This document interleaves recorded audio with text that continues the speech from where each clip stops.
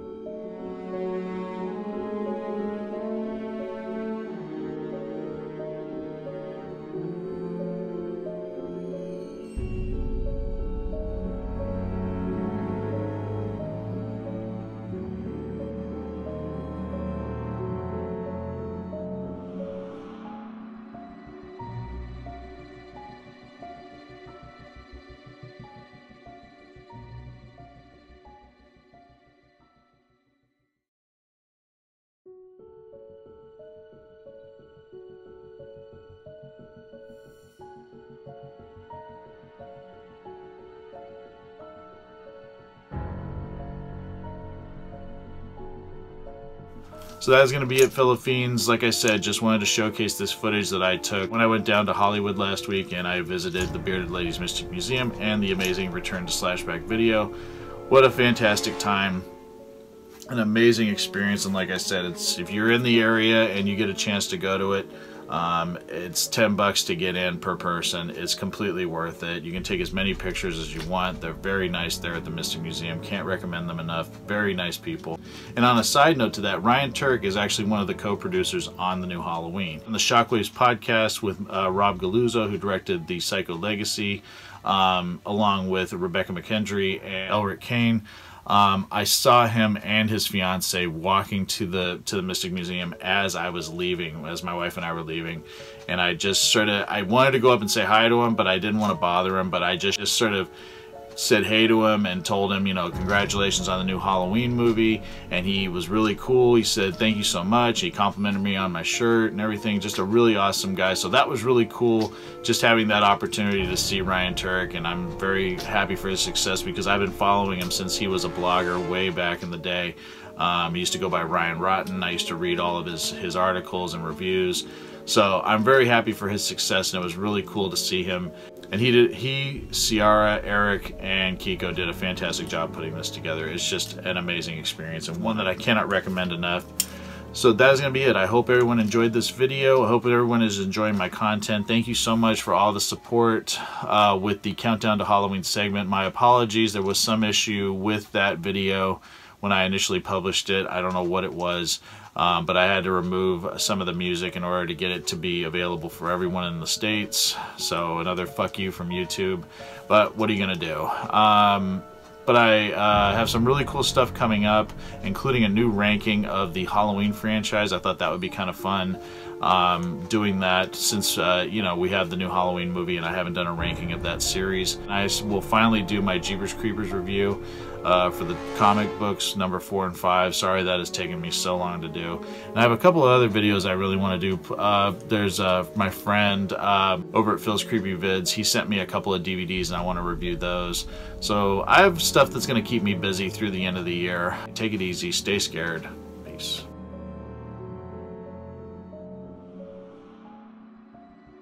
Just remember, everyone, I have a Patreon page. If everybody wants to help support me, the link is down below. And if you do help support me, Dracula here will get more treats, and Dracula really loves his treats.